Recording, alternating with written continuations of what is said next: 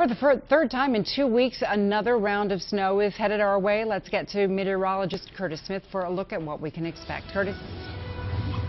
Well, Melissa, we are looking at the possibility of snow really gearing up here this evening. Downtown Fort Wayne right now on the Skyview network showing you that snow is in the air.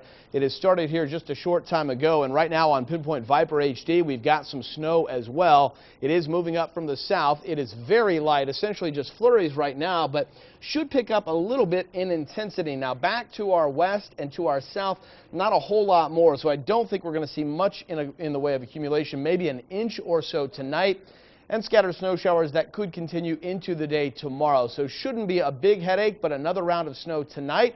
We got some very cold air on tap coming up later this week. I'll tell you about that in the Pinpoint Viper HD forecast in just a bit. Melissa? All right, thank you, Curtis. When you get caught out in this kind of weather, sometimes driving slowly isn't enough. And some defensive driving tips can make the difference between keeping control of your car or crashing. Laura Donaldson joins us now with driving tips from an area expert. Laura? Hi, Melissa. You can see I-69 just behind me. Everybody seems to be doing just fine out here. We are seeing those light flurries that Curtis was just talking about. So I did go ahead and speak with driving instructor Lois Gerardo about additional safety tips that she gives during weather conditions like the ones that we could be seeing later tonight.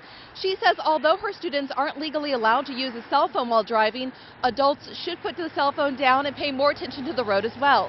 Gerardo says that you need to follow that 2-second rule to be able to give 2 seconds between you and the driver in front of you, and says really it all comes back down to those basics that we learned back in driver's ed. Slow down, plan ahead. Every time you accelerate or brake, it needs to be gentle. It never needs to be hard. And you need to know definitely if you have analog brakes or if you have the regular brakes that I had when I was growing up.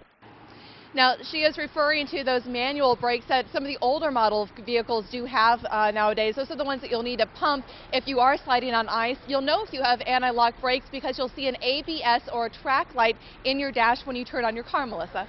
And it's also, Laura, a good idea to have a safety kit in your car in case of an emergency. What should that include?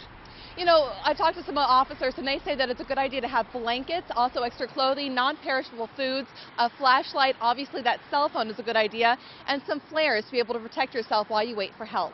All right, great advice. Thank you, Laura.